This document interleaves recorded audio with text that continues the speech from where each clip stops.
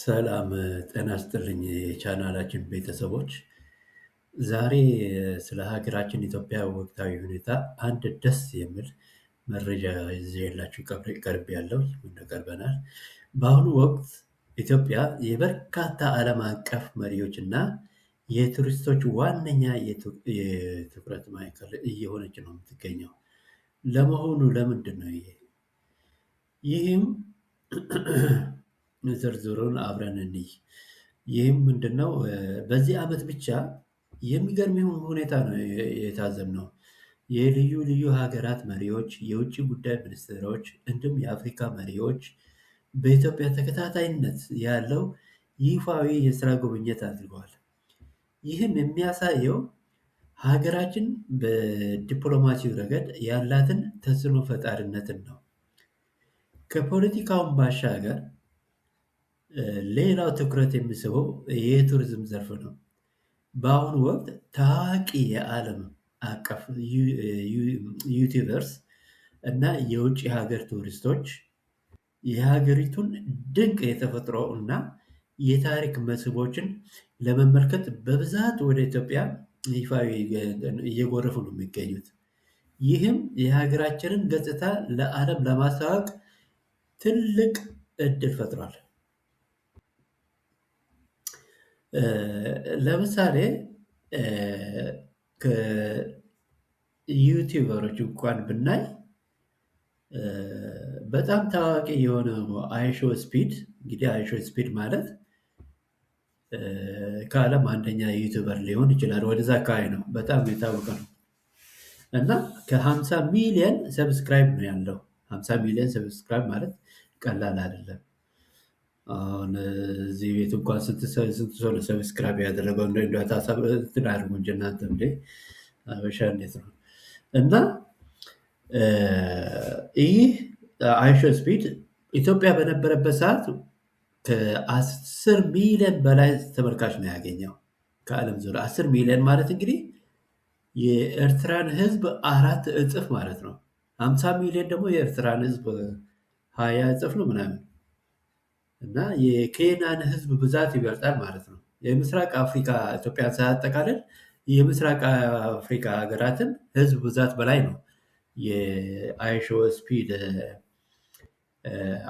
እንትን ያደረጉት ሰብስክራይብ ያደረጉት ያ በዓለም ዙሪያ ነው እና ያንን ስላሳየ በዓለም ዙሪያ ካሉት ዩቲዩበሮች አሁን በብዛት ወደ ኢትዮጵያ እየጎረፉ ነው እና ከእነኛ ውስጥ ደግሞ በተለይ ከአሜሪካ፣ ጋና፣ ዩጋንዳ እሱን በማየት ብቻ አሁን ከሰሞኑ ከአሜሪካ የጥቁር አፍሪካ ዩቲዩበሮች በብዛት ስለ ኢትዮጵያ ነው እየዘገቡ ያሉት። ይህም ምንድነው? አንድ ምናልባት ሀገር ቤት ያላችሁ ላታውቁ ትችላላችሁ፣ ላይሰማችሁ ይችላል። እኛ ውጭ ያለነው ግን በጣም የሚሰማን ነገር አለ።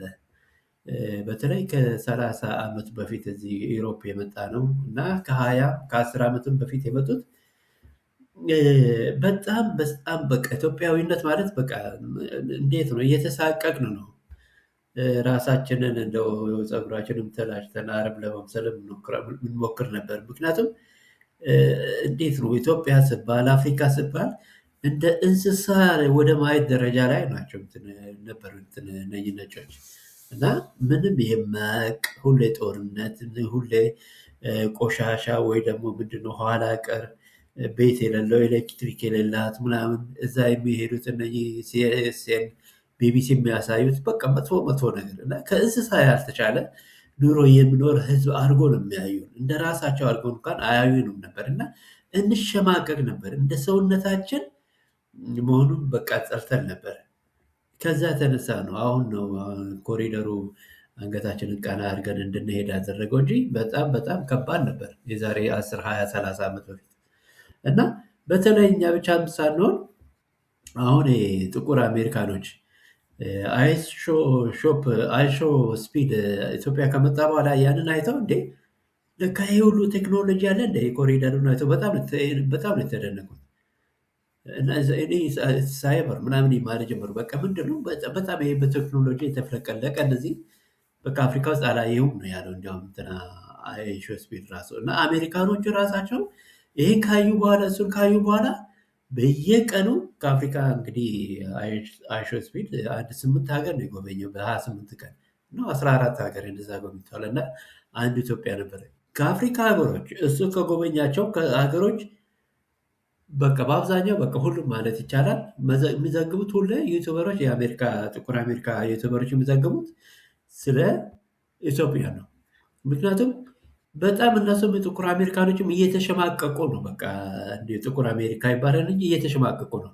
አሁን እነሱም እንግዲህ በባሪያ እንትን የዛሬ 500 ዓመት ከዛ በፊት ነው ወደዛ አሜሪካ ሄዱት እና የአሁኖቹ ጄኔሬሽን ወጣቶቹ የሚያውቁት ነገር የለም። ስለዛ ተወልዶ ያደጉት እዛ ነው ዘር ማንዘራቸው ግን ይሸማቀቃሉ ስለ የጥቁር አፍሪካ ስለ አፍሪካ ምናምን በምናገሩበት ሰዓት እና አሁን ኢትዮጵያን አይተው በጣም እንደ በአብዛኛው ሲያለቅሱ ነበር። እንደውም እንባ የተናነቃቸው ይህ ሁሉ አፍሪካ እያለ እንደ ቆሻሻ ቆሻሻ የሚያሳዩን እያሉ በጣም ነው የተገረሙት። እና ብዙዎች አሁን ጥቁር አሜሪካኖች ወደ ዩቱበሮች አሁን ኢትዮጵያ እየሄዱ እያሳዩ ነው። ሌሎቹ ደግሞ በግል የሚጎበኙትም እብን ከጋናም ከኡጋንዳም እንደምታዩት ነው። በብዛት እንትን እየጎረፉ ነው።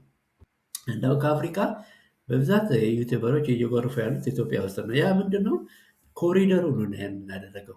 የሚገርማቸው ከኮሪደሩ ምክንያት ብዙ ቱሪስቶች በመግባታቸው በዚህ 6 ወር ብቻ $2.5 ቢሊዮን ነው ኢትዮጵያ ያገኘችው። እንግዲህ በደርግ ጊዜ ነው ትዝ ይለኛል ከፍተኛ ትልቁ የኢትዮጵያ ኢንካም ወይ ደግሞ ኤክስፖርት ከምታደርገው የምታገኘው ከቡና ነው። ቡናው $400 ሚሊዮን ነው። ቱሪዝም ምንም አይታወቅም በደርግም በኢህአደግም ጊዜ። አሁን ግን ቱሪዝም ከዜሮ በቃ ተነስቶ በ6 ወር ብቻ በዚህ በኮሪደሩ ምክንያት $2.5 ቢሊዮን ነው ያገኘችው ኢትዮጵያ። እና ብዙዎቹ እንግዲህ ከአፍሪካም ከዩሮፕም ብዙዎቹ ዩቱበሮች አሁን ኢትዮጵያ እየጎረፉ ነው።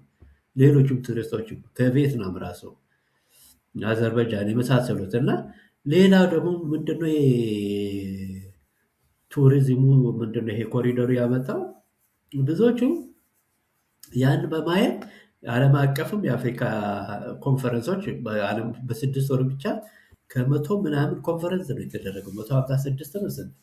እና የሀገር መሪዎቹ ደግሞ ወደ ኢትዮጵያ እየጎረፉ ነው። የሚገርመው ነገር አሁን ለምሳሌ የማላዥያ፣ የሲንጋፖር፣ የህንድ፣ የጣሊያን እንግዲህ በአፍሪካ ዩኒየን ምክንያት ደግሞ የአፍሪካ ሀገር መሪዎች በዚህ 6 ወር ውስጥ መዓት መሪዎች ናቸው ኢትዮጵያ የጎበኙት ማነው የመጡት ማለት ነው።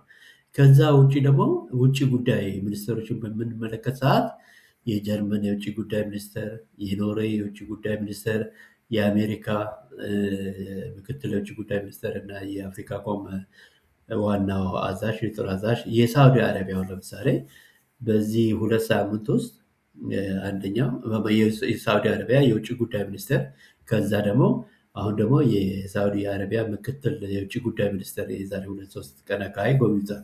እና የዩኤኢ የዱባይ የውጭ ጉዳይ ሚኒስትር፣ የእንግሊዝ የውጭ ጉዳይ ሚኒስትር፣ የቻይና የውጭ ጉዳይ ሚኒስትር መዓት ነው። ያ ሁሉ የሳበው ምንድን ነው? ይሄ ኮሪደር ምናምን በመሰራቱ ነው። ኢትዮጵያን መሰብሰቢያ ቦታ አዳራ ምንድነው መዳረሻ የቱሪዝም መዳረሻ እየሆነች ነው፣ የኮንፈረንስ መዳረሻ።